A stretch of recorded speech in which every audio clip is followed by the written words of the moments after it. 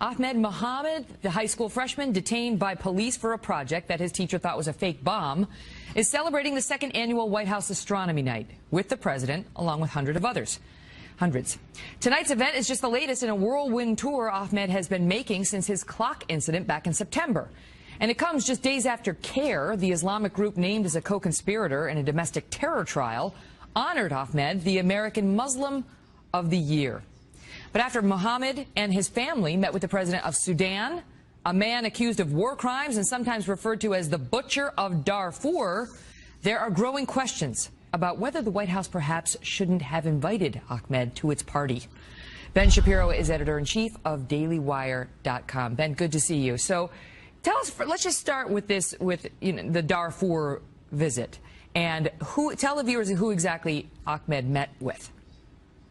We met with Omar al-Bashir, who is the president of Sudan, as you mentioned, and who's wanted for war crimes because, of course, Darfur is the scene of some of the worst genocide in world history. And so this is not completely unexpected, given the fact that Ahmed Mohammed's dad has run twice for president of Sudan and is a very politically active guy. It's becoming clearer day after day that this was a hoax, this was a setup, and that President Obama fell for it because it confirms a couple of his pre-stated biases against police and against people who he perceives to be Islamophobic. But wait, so because this all started with whether the police had overreacted, whether the school had overreacted, and what clearly looked like a bomb, but it was in the hands of a young man who is a Muslim, who said he was just trying to impress his science teacher, and he was placed in handcuffs, and everybody said, whoa, way to overreact, and racially profile or profiling him based on his religion.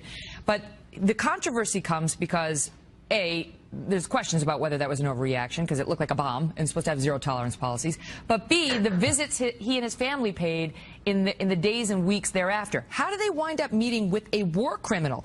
This guy is a war criminal who's wanted. Apparently, there's actually an outstanding warrant for his arrest from the International Criminal Court for his war crimes, including beheading children in front of their parents.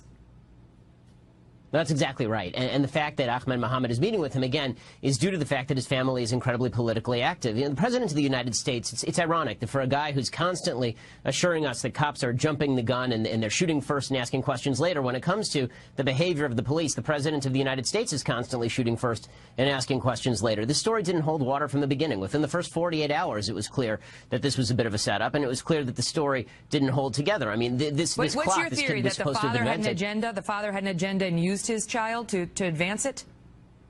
Absolutely. I mean, if you look at the family history, it's pretty clear that was happening. I mean, if you look at the actual clock this kid invented, he took the guts out of an old clock. You can see people do it on YouTube.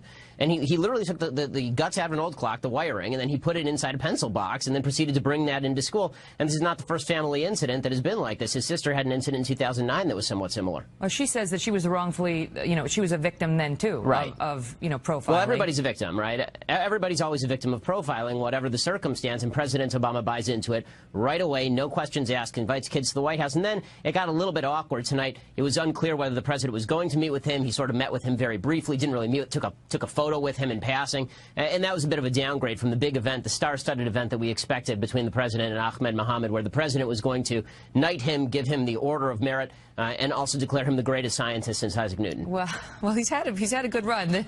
The New York City mayor issued September 28th, Ahmed Day. He flew and he met with well, he wanted to meet with Jordan's queen. She wanted to meet with him. The Google co-founder invited to and photographed him at Google, and so on and on and on it goes. Ben, great to see you. The 167th District Court of Texas ruled decisively against Mohammed Mohammed, father of Ahmed Clockboy Mohammed, dismissing Mohammed's complaint against Daily Wire editor-in-chief Ben Shapiro, and awarding Shapiro his attorney's fees as well. This is an excellent day for free speech, Shapiro said. Using law as warfare is perhaps the most disgusting tactic of politically correct activists across the country, and we couldn't be more excited to stand up against such frivolous use of our court system. My initial comments suggested that false charges of Islamophobia only muddy the waters when it comes to policing actual dangerous activity, and I'm proud to fight back against such charges. Shapiro was represented by Kurt Schlichter, Esquire, of Schlichter & Shonak, LLP in Los Angeles, and Chris K. Gauber, Esquire, and Ross Fisher, Esquire, of the Gauber Group, PLLC, of Austin, Texas. I could not have been prouder than to have had the opportunity, along with Chris and Ross, to help Ben protect every American's right to speak out on important issues, Schlichter said. Ben never once wavered, never even considered giving in, and we are grateful that the court has unequivocally reaffirmed his and every American's right to speak freely. Here's the complete court order.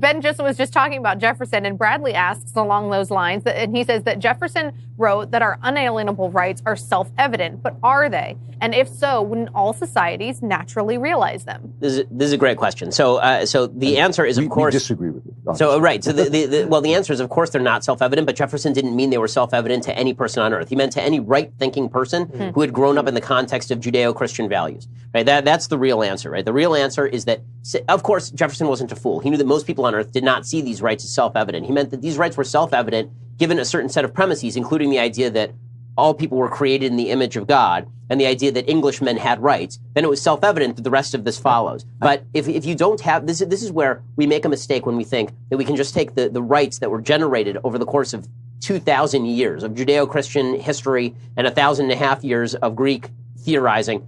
You can take those and just implant them anywhere in the world without any sort of military force. That if you just if you just spread the seeds, then the roots will grow. It's just not true. You have to actually acknowledge that there is a cultural history that pre-exists the founding of the United States, and that is the soil from which all of this grows. And without that soil, you're spreading seeds on cement. It's just not going to go anywhere. And I think Jefferson knew that. He wasn't a foolish man. I think that when he said self-evident, I don't think he meant actually readily apparent.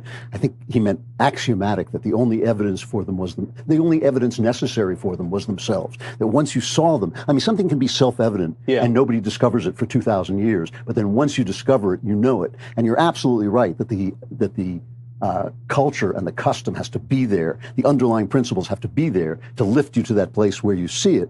But it doesn't mean that it's self-evident. Doesn't mean, oh, anybody can see it. It means once you see it, it doesn't have to be proved.